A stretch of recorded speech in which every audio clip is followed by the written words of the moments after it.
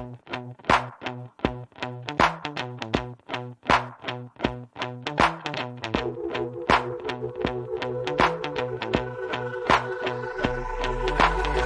is how it's gonna be. This is what you think of me. It's going down like I told you. This is how it's gonna be. I'll be the last man standing here. I'm not going anywhere. It's going down like I told you. I'll be the last man standing here. I'm gonna rock you. I'm gonna rock you.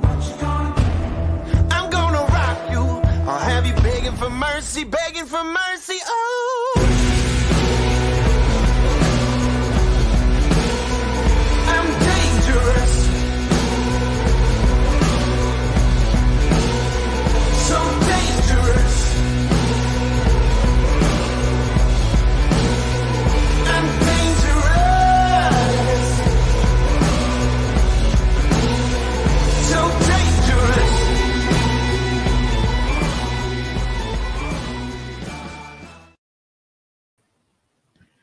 Hello, Body Slams podcast viewers, and welcome to this edition of Thursday Night Slam.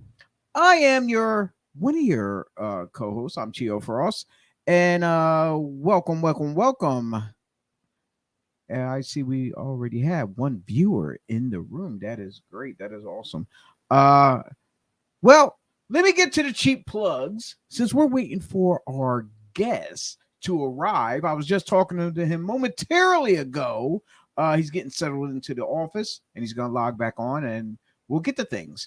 But as for now, I'm gonna plug out all of our friends, our associates out there. As well as you all know, we are part of the Devereaux podcast team, which at the end of the show you will see the reel going up, and it'll give a shout out of showing all the other shows on the Devereaux podcast as far as sports goes, because we're based out in the Philadelphia and outside the area here in Pennsylvania. We have a baseball, football, hockey, basketball, soccer, video game show now too. We also got multiple wrestling shows that we talk on. We got me, Joey, and T. Dennis Reaper has his own show coming out. We got them 215 boys as well. But you'll see all that. Oh, yeah, when I said them 215 boys, unfortunately they are Dallas fans, so that's why. So, but it is what it is. But let's give a shout out to all of our podcast affiliates that are in the wrestling world that do other podcasts. Let's talk about Tiffany Ann at the Indie Wrestling Corner, Anthony, Andy, and Brian at the Tornado Tag Podcast, Alex Watt over at the HTW, that's right, High Tension Wrestling Network, Rob Williams at the Bob Culture Podcast, and the 2 days, Dave Keener and DB Richards at the 2300 Wrestling Podcast. And just a quick shout out to our merchandise. As you see, Thursday Night Slam, that's what I'm wearing. That's what I'm sporting. Go to our pod shop on our .com. That's bodyslamspodcast.com. Click on the pod shop. Go over to our spring page. Pick out any one of our shirts. We got cups. We got fanny packs. We got multiple different things. We're coming out with different designs and stuff like that. And we get a small portion of that comes and helps us keep running this fantastic show that we like to present to you people out there watching along. I got the gift of gab. I'm sorry. It's just a force of habit. I think I talk too much, but it is what it is. Support us. Buy our merch. And when you're at the shows, don't forget to hit those tables and buy the merch of the boys too while you're at it. Support us because we support you by giving back our talent, our way of showing love and appreciation for you buying those tickets, coming out and seeing us. And don't forget to like, share, comment, and subscribe to all of our social medias. Hit that notification button to know when we are on live. But without any further ado, and I don't mean drop, I'm going to bring on a brother from another mother. I known this guy for many, many years, going way back before his kids were born. I think way back. I don't even think he was married then at the time, though, too, as well. Like I say, he is a vet of the South Jersey, the Philadelphia area, the Delaware area. He's been in so many promotions. There's not too much I can really say. I cannot say anything bad about this guy. He's so genuine. And is my man, my homie, Mr. White Lotus himself. Bring my man in it. Where you at? Pat, there you are. I'm here. Oh, hey, bro. You might want to turn your phone sideways. See if it shifts. Boom, like that, just like that. All right. Brother, you looking good, man. You still looking young. Look a lot younger than I do. The kids keep me young. Well, then we need to change kids because my kid, she's no. Look at all those grays. No, it ain't happening there. My kids are babies still. Yeah, I seen the pictures. I seen the pictures. Yeah. Yeah, dude. Everything I see, like today, I said, you know what? Let me do it once over. So I have my notepad out at work. I'm writing down notes, and I'm going through like your timeline and stuff. You and Eileen, and the funny thing is, like, yo, you two are so nurturing as parents. I love it. It's great. Yeah. We try our best. My man, my co-host, Joey Image chime in. I haven't seen this dude in probably 15 years. Yeah, it's been a while. He's from the New Jersey wrestling scene mainly. But bro, we known each other since, like, oh man, I want to say it has to be 20 years or so. Easily, yeah. Yeah, because I think like I know I heard your name going around and this and that. I seen like the back before internet became really popular. We still had dial up and all that stuff. And I think some of the first times showed it was smaller indies, but I think when we really got really talking and getting to know each other more often, it was at the Murphy Rec Center at Liberty All-Star. Yeah, Liberty All-Star was like a second home for me for a long time. You know, they were really good to me. A great locker room. It's just, it was so good to be around those kind of guys all the time. And so I was a champ there for a long time, and they brought special wrestlers in to work with me. And I had match of the year a couple times there, and we met a lot of people through there. Yeah, one of the guys that you worked several times. I think it was multiple times. It was you and Slick. Yeah, I heard about him. yeah, he's doing good things up in his area, running the school and stuff like that. Yeah, because I remember like you and him were both one of the guys who were like, yo, bro, can you film my match? Can you film my match?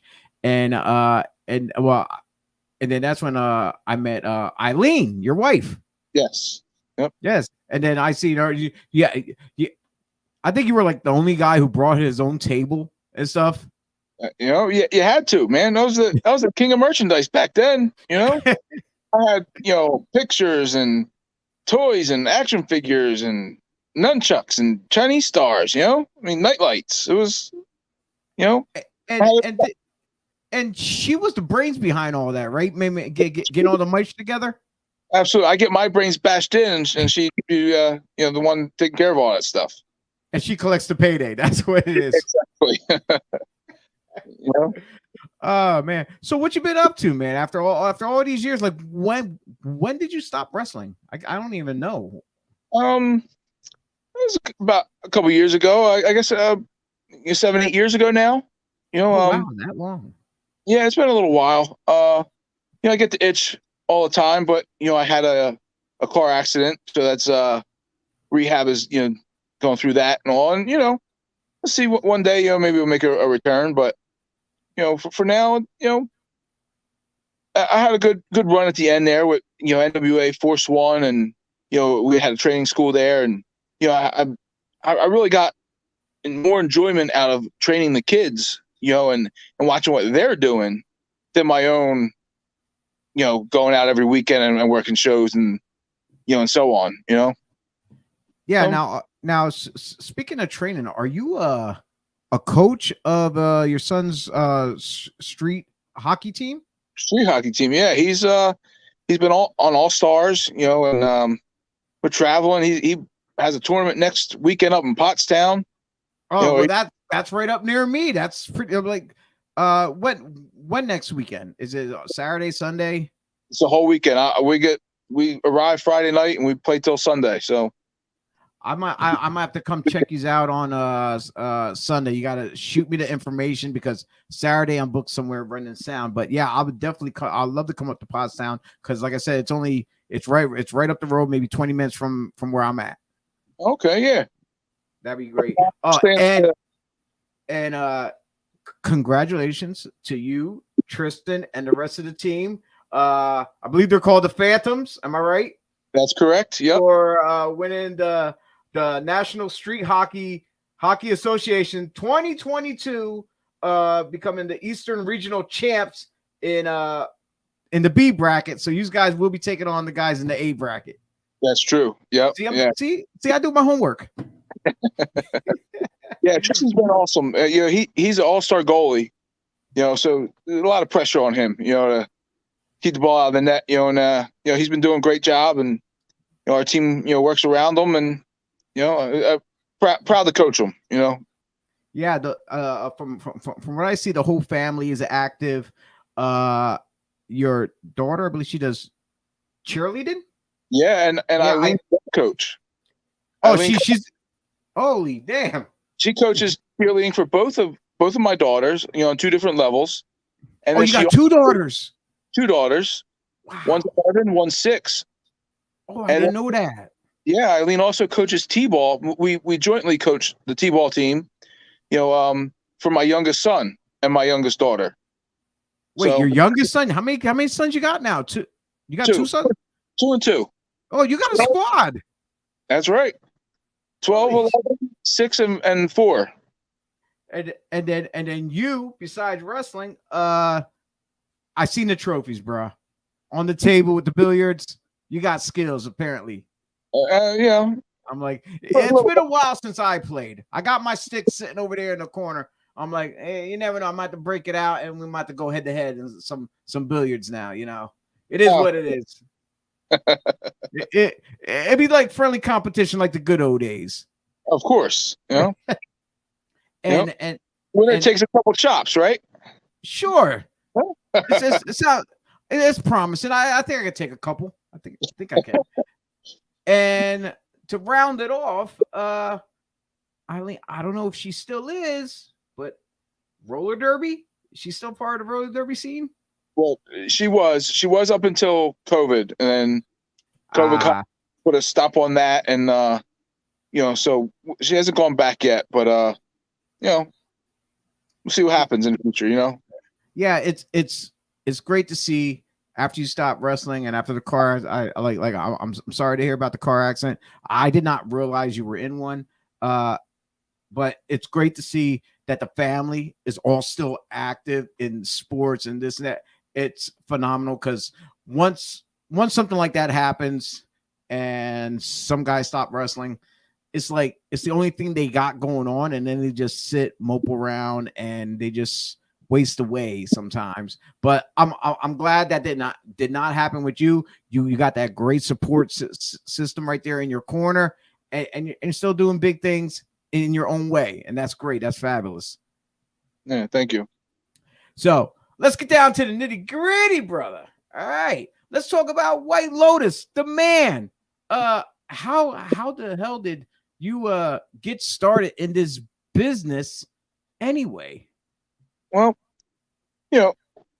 being a kid, we always loved wrestling. You always Ultimate Warrior and Hogan and Flair, so always had that interest.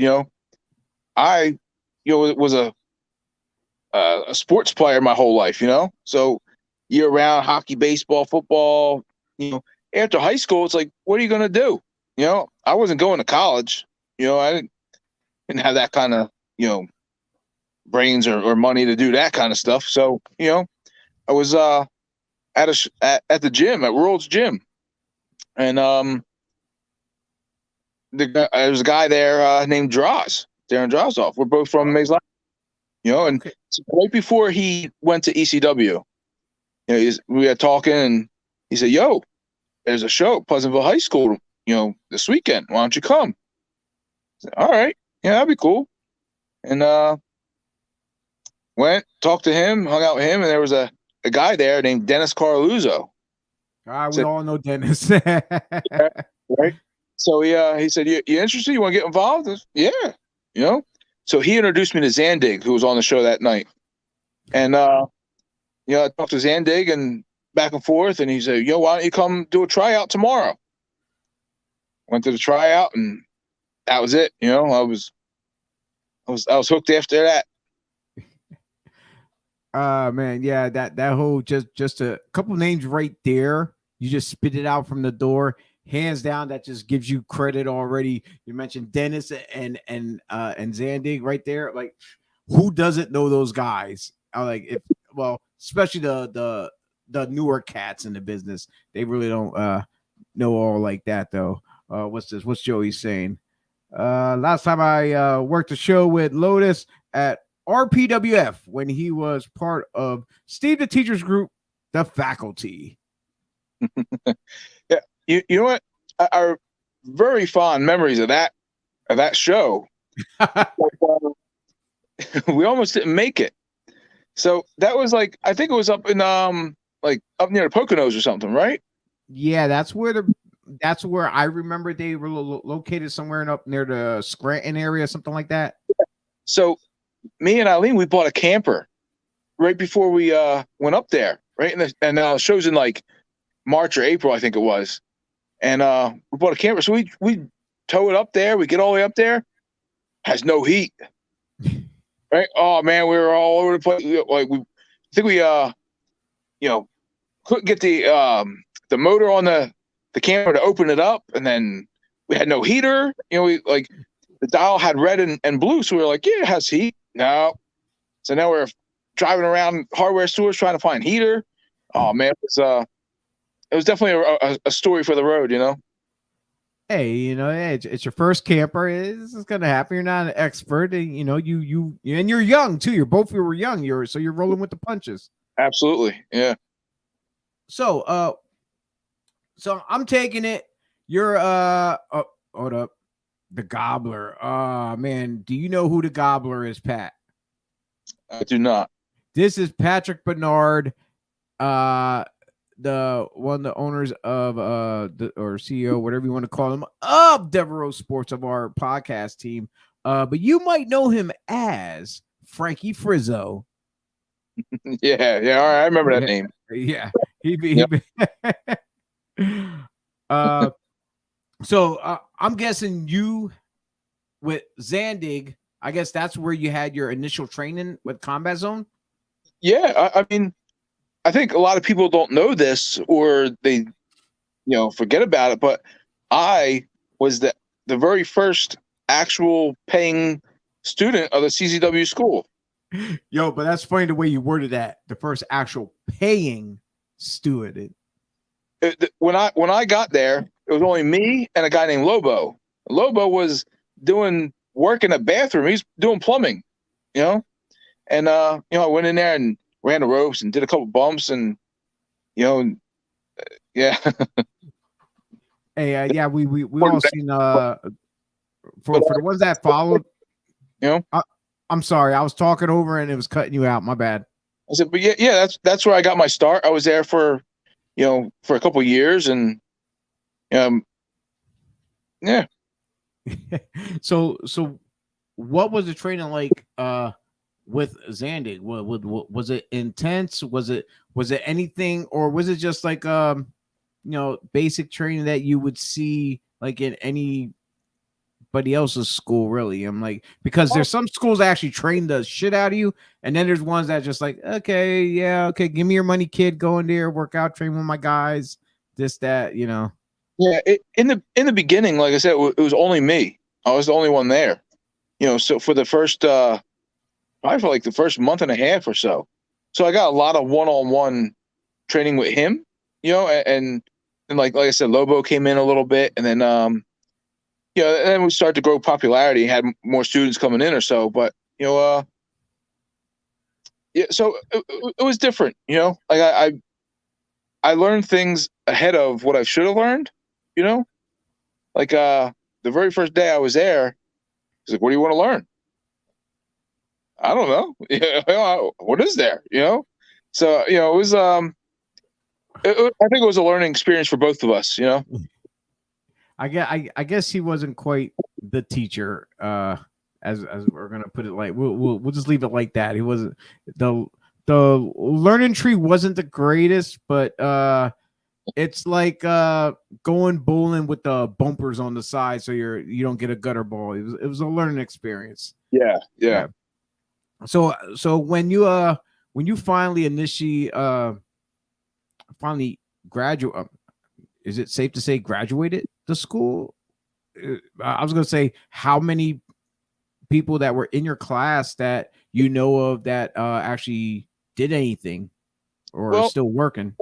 You know, when I was there, you know, the guys that came, you know, a lot of guys came through. You know, a lot of guys are still there.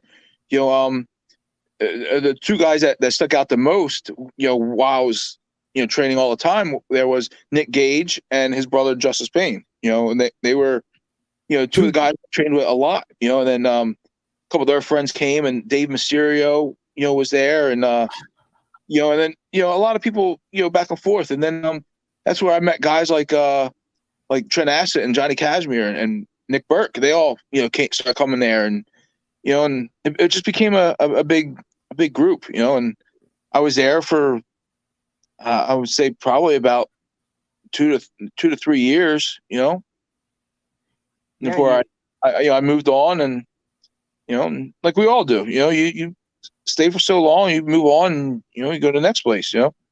Yeah. While you're tenured there, you was the junior heavyweight champion, I believe. I was, yep. Yeah, and you were working under the name Quicksilver. Yeah, because funny story, we were having the first show, and we were like, "What's your name gonna be?" I don't know. I had no idea. Like I didn't even, you know, think of it. You know, and I was wearing a Quicksilver shirt. You know, like Quicksilver, there it is. So I was like, all right, you know, that worked. You know, and so I think I did 2 or 3 shows, you know, with that name, and then you know, switched to the White Lotus name. Now how did that come about? How did you get the White Lotus name? You know, after doing research and all, you know, the White Lotus is like a Japanese ninja, you know, and their big convention is on April 3rd, which is my birthday. You know, so it was all starting to fit. You know, now like here I was like doing a little more high flying type, you know, moves, and this is Guy's a Ninja. You know, it all just kind of worked itself in together, and you know, doing research on it, and you know, that kind of all came about. You know? Yeah, we got Joey once again. Yeah, he remembers Lobo. He remembers Dave Mysterio. Yeah, he's a solid dude. He's a funny little dude there. Yeah, I say little dude. I mean, they stay in touch, you know, every now and then. Our man DB from the 2300 Wrestling Podcast chiming in. Also, he mentioned he gave a shout out to Trent Asif. Could have went, and yeah, true, back in the day, exactly. Actually, with the crew that you mentioned, with all those names that you mentioned between Nick Burke, Trent, Johnny, you know, all of yous had I'm not gonna say the it factor, because back then it was still the big man's game for Vince and them on TV. Yeah. And with Combat Zone coming on the scene, which at the time ECW was still going on, you guys could have went like even the ECW, if at the right time and moment presented itself, where that's where like the small, like even comments, like the smaller guys were shining. They're out working the big guys, and that got over with a lot of the diehard fans. It may not resonate with the strict hardcore like WWE, well, WWF and WCW fans back in the day, because they're so used to seeing these big guys and stuff. Mhm. But then having you guys on the scene, it's just showing people out there, hey, those guys are just like me. I can do this too, probably one day. And so hands down, a lot of guys who were like us, Breaker, Tommy Force, a lot of us indie guys, we basically show these kids who are coming to the shows, watching us, look, you don't have to be this big monster on TV just to fulfill your dream. Yeah, exactly. So the very first time I met Trent Acid, was at the CZW school, and we're working a match. We were going to work that next show, on that weekend, and it was, I don't know, like a Thursday night, or something, and we're working, and he showed me this move in the corner. It's like, jump off the middle rope, turn, do front flip into a leg drop, and right. Well, try it. I'm getting it. He's like, all right, I'm going to lay down for it. Well, I go to do it, and my boot catches him right in the eye, busts him open, bleeding everywhere, goes to the hospital, gets all these stitches, right? Everyone's like, oh, my God, he's going to kill you. You're working, I'm like, so nervous. Like, this is the first time I'm working a guy outside of the CZW, group, and he shows up to the show on Saturday, and I'm like, all nervous. I'm like, what's he gonna do? He comes over, gives me a big hug, starts talking about the match right away. This, and you're gonna do that move. What? I ain't doing that. I got 7 stitches in your eye. I ain't doing that. He's like, we're gonna do it. We did it. Everything went perfect. And that was the end of the night. And man, we're best friends ever since. It was great. And hey, accidents happen. You'll learn. Like you tried it out. It didn't go as well as planned during when you tried it, but he forced you into doing the move anyway. And I guess it went great during the match in front of a live crowd. And sometimes that's the best part. I hate telling people. I hate telling students. If you didn't do anything in the ring prior, don't do it on a live show. I encourage that to practice whatever you're going to work on, but at the same time, I'm guilty for it. I'm guilty for not listening to my own advice as far as like I come up with ideas. Let's go do this, and usually 99% of the time it goes over because I have it stuck in my head. Don't mess up. Yeah. Go out there. Don't mess up. You gotta go full force. And like I said, 99% is a small percentage where I do botch here and there, but other than that, majority of the time everything goes off without a hitch, which I really am so thankful. Now going back to your the whole thing, the White Lotus name, and people were doing comparison to you with your style, your look, and everything. And I know you know where I'm going with this.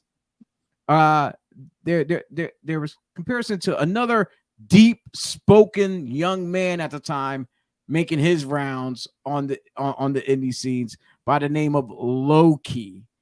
And I believe there was talks, you're way better to tell the story than I am, of there was talks about pairing used to up together as a tag team. Yeah. Everyone always said, oh, you guys look so much alike and your bodies are the same and you do the same kind of moves and this and that. there was a lot of talks of us being together. Me and him, we worked together. We worked on shows together, but it never came about. Like me and him never actually talked about, doing the tag team. It was always speculation by people and all. And, as many times as we were together, we never talked about it, or anything like that. So, yeah, because that's kind of odd though, that that with everyone else in the ears and whispering about it, that used to, when anytime you used to cross paths, that you guys never even talked about, just even mentioned it or commented about it or anything like that. Yeah. It's like, I think it's been great for us, for the both of us, but yeah, I mean, and the travel wouldn't be too bad because you were from the South Jersey area. He's from like the Brooklyn, New York area. So the time frame of travel, I would say, like on 95 will probably be like maybe an hour and a half, maybe hour and a half difference for y'all to just wherever you're booked at. Then if it came to that part. Yeah, I know we both worked in North Jersey, a lot. It was, JCW up there and Jersey, all, and stuff like that. But yeah, I mean, the Philadelphia area, yeah, I don't know why it never really panned out or why we never talked about it. But I've heard from a lot of people, say that, it was talk about you two tagging up, and it's always going to be one of those Marvel what if stories. How they have what if and that's going to be one of the questions. What if would have happened between the two of you? Tell me a little bit about your work over at Jersey All Pro, because they were blowing up. They had everybody coming into their show. Yeah, I went there and did a couple shows after I left CZW, and did a couple shows for them, and they had a couple young guys that they were like really pushing at the time. I put them over and had a great experience there. I only did a handful of shows with them, but it was a great time. It wasn't bad, and they're, like I said, they were on fire, man. They had that building up there. They packed it in. Okay, so I did not realize you only spent a small portion of the time there. I worked more with JCW, JCW up there, and did the Jersey J Cup, a couple of years with them, and did a lot more shows for them, on the North Jersey area. And predominantly, what was like some of the main companies that you stayed like long term with for a good stretch? I would say Liberty All Star was definitely probably the longest one I was with, besides CW, and then NWA Force One I was with them from the beginning and to the end, and that was a good time. I mean, there are so many promotions we worked for every month, like Funkdafied Wrestling Federation with JD Smith down there in Delaware. I love going down there. They JD with guys like us, he would let us have free reign of what we would do. He was just like, here's your match, here's what you're who you're working. He wouldn't even ask us about a match, just like who's over, whatever, and you guys do what you want to do, whatever you want to do. Yeah, it was a great time down there. Very laid back. Good locker room. And I was with them for a long time, and you posted a lot more promotions than I remember even working for. I mean, like I said, it was so many back then that you could work every weekend. Yeah, it's sometimes like where you yourself you don't keep track. I like. Me personally, for myself, I like to keep a history of my accomplishments and fails. I like keeping it on a website where I try to update it, so that way not just for me. It's like where people will go say, "Hey, you ain't nothing but a mark for yourself." No, it's not about being a mark for yourself. It's the fact that I want to leave. Like, I may not have a famous legacy where I'm on TV making millions or pay-per-views, whatever. I want to leave a legacy for behind for. So like, if I'm ever gone from this world, where the fact that my kids, my grandkids as well, they can look back and see, wow, this was grandpa. This is what he did. Maybe not as a profession to live off of, but this is what he was into. This is what he did. So they can see what I'm about. Great thing to see. And it's not just the stuff that they can read, like where people put our bios online and stuff like that, which I found some of your stuff on different sites of notes and stuff. I was getting some when I said about the companies and stuff, where they can watch videos of you, promos, to see how, like, your like, let's God forbid, let's say something happens where I don't want to say we go early when our grandkids are early, so they don't remember your voice, but they can go back to YouTube or whatever and say, oh, so that's what my grandpa sounded like. That's what his wow, he looks so intense or this, that. And like, and they'll be like, okay. And then that, even though we may not be around, we can give inspiration to them, at least somewhat, you know? Yeah, absolutely. Yeah. And, as I said, over the years I've collected, magazine articles and, DVDs and VHS tapes, of all the stuff that we've done. And, I agree with you. It'd be nice, for our kids to be able to look back and say, hey, that's what dad did, and, it's funny when we go out places, and I'm with my kids, or, everyone's like, yo, there's the White Lotus, and people call me that at work, and White Lotus, and, they're like, why are you the White Lotus? And, well, this is what I did, Do you really want to know? Or do you just call you Lotus for short? It's, yeah. It is what it is, right? That's it. Man.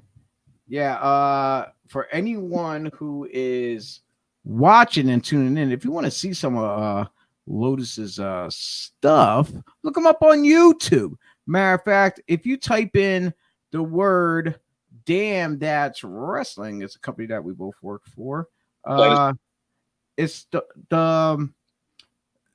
the full shows are on there. You have to look at the description to find where exactly his match is, and you can probably fast forward to his match. You can even probably make a playlist yourself of it, so you can see a bunch of man, I don't know how many shows I got up on there from DTW, but there's other ones you were working.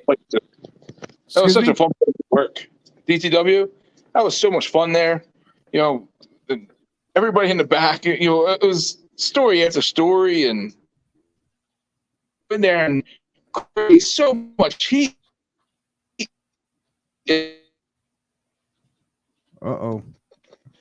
Bad reception. Bad reception. You're moving around. Yeah. Sorry, here we go.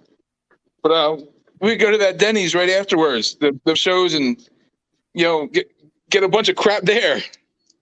Was you there tonight? Was you there tonight? The power went out. I don't know. Yeah, because don't believe so. Yeah, we're all sitting in there. Next thing, all the power goes out. Everyone starts bitching, complaining. Oh, we should get a free meal and this and that. You know why? Because the guys don't want to spend their paydays. But we were there for about a good 5 years. No championships whatsoever. There was no titles in the company. It was strictly we go out there and we bust our asses. Great crowds too, man. With no names. Once in a while we had a name here and there, but the crowd was mainly coming for the guys themselves. And they were always hot. Hundreds of people, man. It was wonderful. Them bleachers would be full. Oh, I miss those days galore. I still to this day I talk about it every so often. Yeah, it was a good time. Yeah, and I know you worked also as well as the NWS for Dapper and Gino. Right. Right there's some two characters, especially the guy when you're in the ring and you're looking over and you're waiting to see one of these numbers. For those who don't know, it's our secret. For those who do, you know what that means. Yeah. Right. Yeah. You know what? Like NWS, you had your issues with them or whatever, but I mean, I never had any problems, and working the Wildwood shows every week, that was great, man. Right on the beach, and I didn't get to do that. It was on Wednesdays. You guys got. Yeah. So I mean, that was great, and it was so much fun back then. Right on the beach, you're taking dives out the ring, and Yeah. What's this? Yeah, he's already looking up stuff online. Yeah, we've had our battles together, me and you. I think we worked twice. I think that's it. Yeah. I think so. Yeah, that's about it. That even goes with the same with our other brother that we're close with. That you were actually supporting his shirt the one day when he made his AEW debut, carrying MJF out to the ring. Mr. Breaker Morant himself. Yeah, that's I was there the very first day that Breaker stepped in the ring. I'm the first one to train him. To show him his first bumps. And we've been friends. Best friends. As long as we've been known each other. And same thing. I've been around his kids since they were little, and he's been around my kids, and we've hung out at the campground, and everywhere. And he's definitely my best friend in the business. It's funny, like the guys from the Philly and South Jersey scene has a really good and like even that small port of Delaware that's near that tri-state section area has a nice connection with each other, especially back then. Now wrestling is so saturated, you see guys all the time everywhere. It's like, okay, back then it was more, you didn't have as many companies as today because with the internet and stuff and everyone live streaming their events and all that. Yeah. It's a big different. It's totally different world now. Yeah, it's funny how like we have some people be telling us, the older guys, hey, you got to get out of that world. You got to focus in the now. I'm like, yes, I understand. You got to change with the business stuff, but when it's nostalgic to us, and when it was more when it was a simpler time, yes, we had our bullshit that went on behind the scenes, just like today too. But we handled things differently back then too. At the same time, so like I'm not gonna put any stories out there, but there was one in particular where like, okay, fights are always gonna break out, but when you see a female come in about to beat the hell out of somebody because they said or did something disrespectful, it's like, okay, let's stand back and let's not get in this particular female's way, or it might be prime time. If you know who I'm talking about. Exactly. Yeah. Yeah. I'm not messing with her, but I love the sister. She's great. She's awesome. What the hell? I love you, Amy Lee, if you're listening. I've known Amy a long time. Huh? I've known Amy a long time. We worked out together a lot.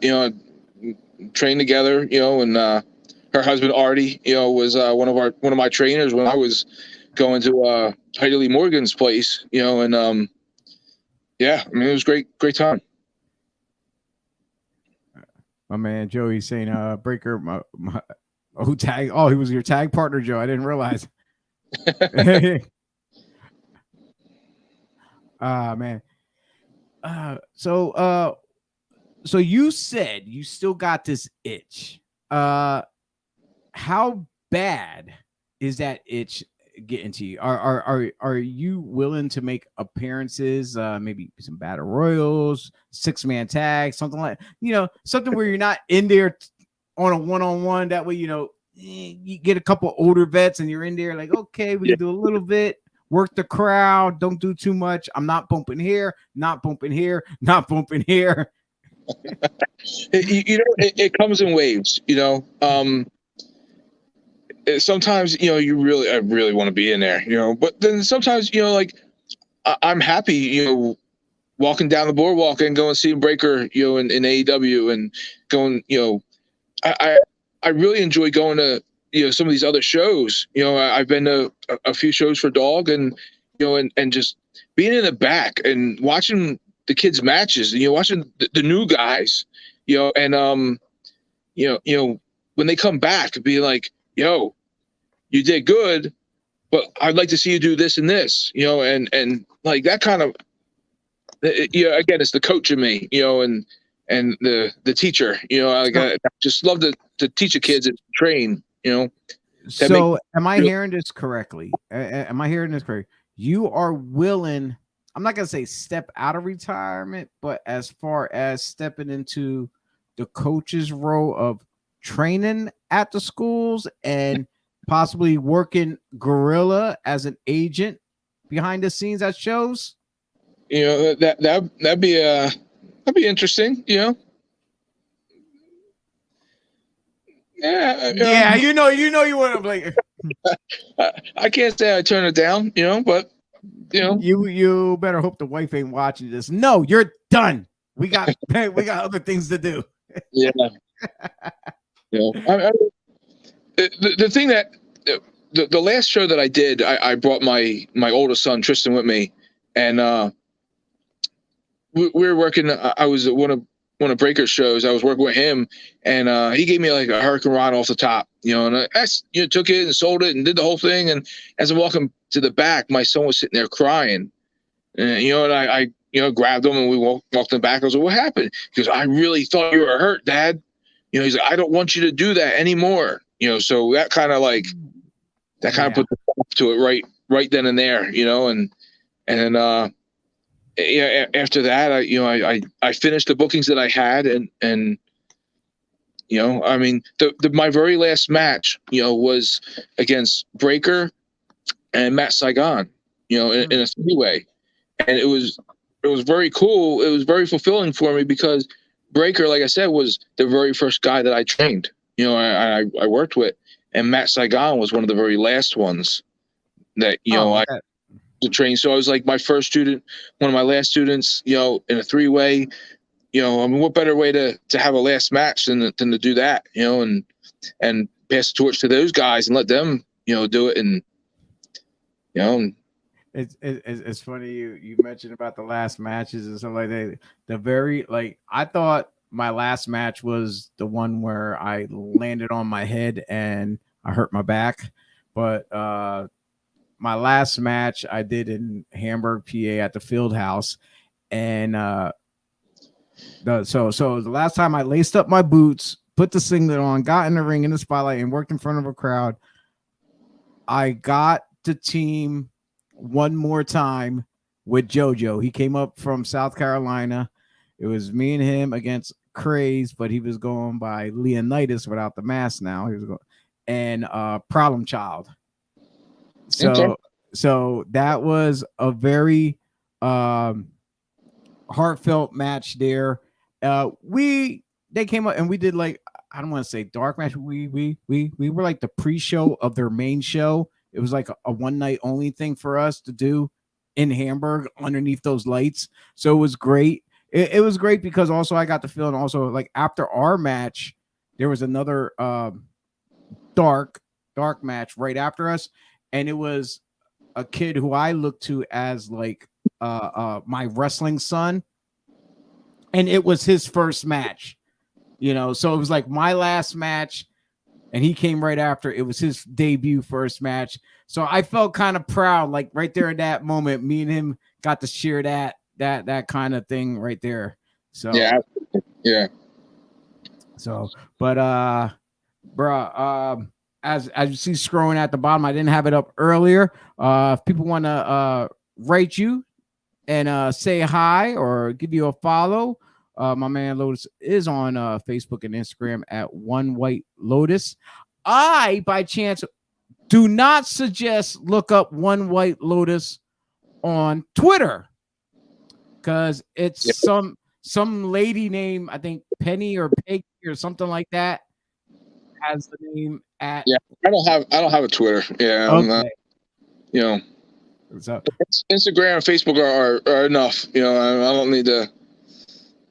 You know. I was gonna say, do you still have merch? I do still have shirts and stuff laying around. I do have, pictures and stuff and all that. I gotta get one. I gotta get some. Yeah. You better bring me a shirt when you come to Pottstown. All right, I'll see what I got. It's gonna be like Baby Gap small. Like I'm gonna have a belly shirt and my stomach's gonna be sticking out. Oh, this is gonna be great. So bro, dude, there's not much really more we can talk about because between that time of retiring and now with us talking, you just been living it up big time with the family, and like I told you in the beginning, it's great seeing because there's not many guys out there doing what we're doing. You know, we have kids and we bust our ass to be the best fathers that we can be. So with that being said, my man Pat, White Lotus, do you have any final words for our viewers watching? Because I know it says we're only got like 3 watching currently right now, but a lot of people tune in for the replays and stuff like that, though. Do you have any final words for the people out there or any encouragement words to up and coming talent looking to become wrestlers? The first thing I was ever told, tuck your chin, right? Breaker, tuck your chin. Tuck your chin, right? But I mean, as far as like talking to the people, I just say thank you for supporting me over the years. Coming out and believing in me and let me entertain you guys for a night. And it was a great time in my life. And I'll never forget it. And I hope somebody else out there thinks the same. And as far as the new guys, like, hey, live your dream, man. When you go out there, take it in. Take a minute to stand in the ring and look around and take it in and realize that you're doing something that not many people get a chance to do, and just enjoy yourself, and entertain the people that need to be entertained. And one final note, I know last month, I don't believe I got to say this, but my man had a birthday. He just turned 42 years old on so yeah, happy birthday, brother. I know I'm a little late to the party, but thank you. Yeah, 42, man. It's hey. It gets to you, man. You feel, oh man, you get those numbers come up pretty fast. Hey, you know the saying, we ain't as good as we once were, but I'll be as good once as I ever was, Exactly. Slick out there. I hear Slick, call me out and, what these other guys, and, hey, we'll see what the future holds, Yeah, I told him one of these times I would have to make a drive up to his school he has. He's in Massachusetts. Yeah. So if you ever want to make a road trip and check out the school, we can do that. I'm like, because I don't feel like driving by myself. Right? That's why. Yeah. I think Tristan might have some hockey tournaments up there coming up. I might have to look into it.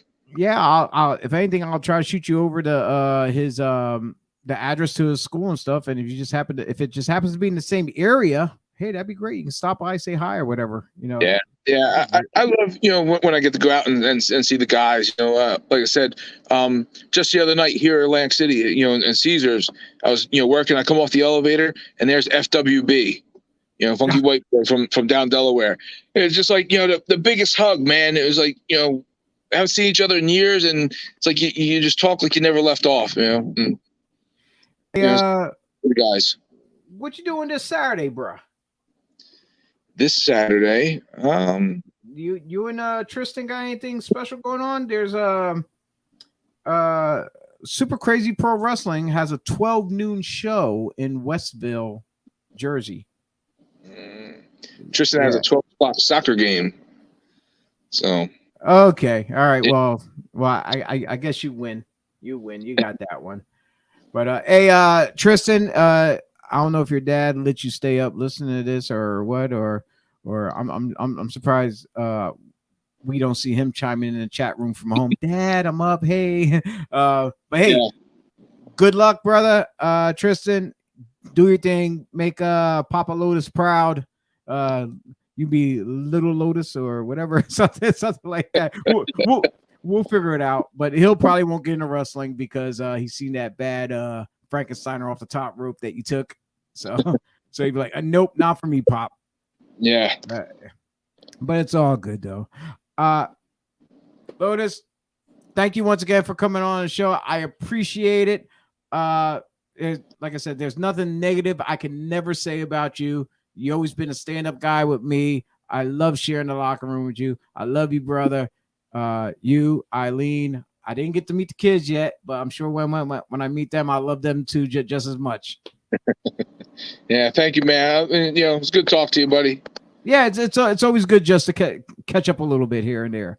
But yeah. I'm glad we can do it here on this platform so people of the world can see what kind of relationship we have. I would love to one day maybe have a group of us guys who been around all together. Let's say Breaker, Ron Starr, whoever else that we're familiar with. Just like do one big group chat and just tell stories. That'd be awesome. Yeah, that'd be really nice. Just to sit back and hang out. Yeah. All right, brother. I'm gonna let you go. I'm sure you got a busy night. As much as I do, because I got to prep for the weekend now too as well. So once again, thank you for coming on. I appreciate it, and I'll talk to you soon, man. Sounds good. Thank you. All right, thank you, bro. All right. Well, there you have it, ladies and gentlemen. The man formerly known as Quicksilver, then turned White Lotus.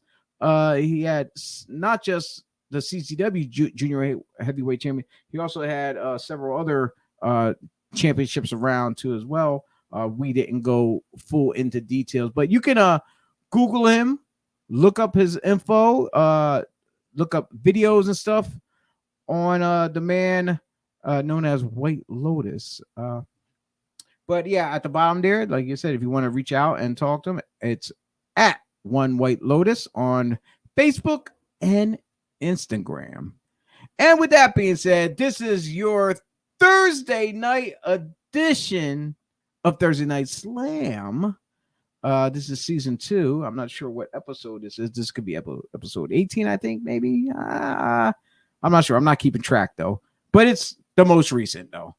And don't forget to tune in this Sunday as me, Joey Image, that's right, that Italian stud muffin, and our man Tony Reyes. We sitting across the table from me as we will be discussing news, notes, and whispers in the world of professional wrestling, as well as a slight WrestleMania Backlash prediction because it is that Sunday night.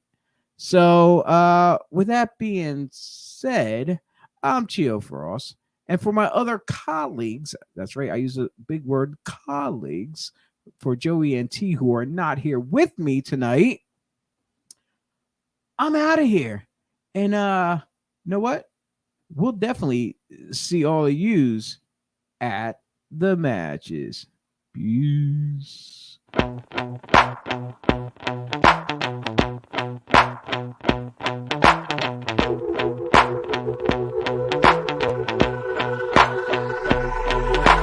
This is how it's gonna be. This is what you think of me. It's going down like I told you. This is how it's gonna be. I'll be the last man standing here. I'm not going anywhere. It's going down like I told you. I'll be the last man standing here.